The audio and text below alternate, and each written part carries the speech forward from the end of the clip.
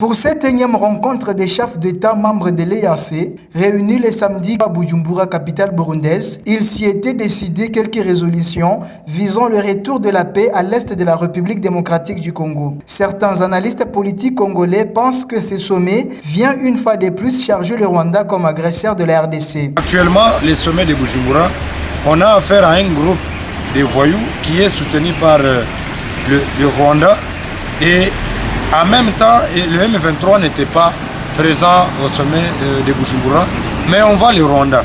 Donc c'est le Rwanda qui est considéré comme le porte-parole du M23.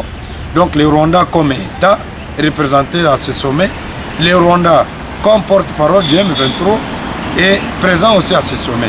Donc j'ai compris que ce sommet a engagé le Rwanda dans sa responsabilité vis-à-vis de ces groupes nébuleux qui massacre nos compatriotes à l'est du pays.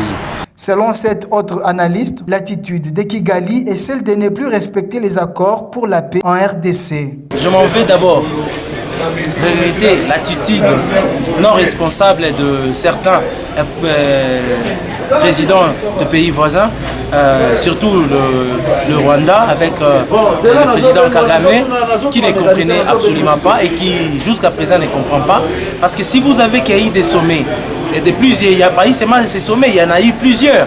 Pourquoi? C'est le président de la République et Félix Tshisekedi voulait la paix dans la sous-région.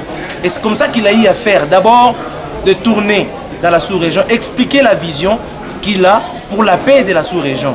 Mais nous, fort de constater que nous avons quand même des présidents, ces homologues qui ne sont pas sérieux, qui jurent que sur la déstabilisation des institutions de la RDC, voilà ce qui amène les présidents à aller vers ses pairs pour leur expliquer. Ce mini-sommet des pays des États de la communauté de l'Afrique de l'Est a connu la participation du chef de l'État congolais Félix Tshisekedi.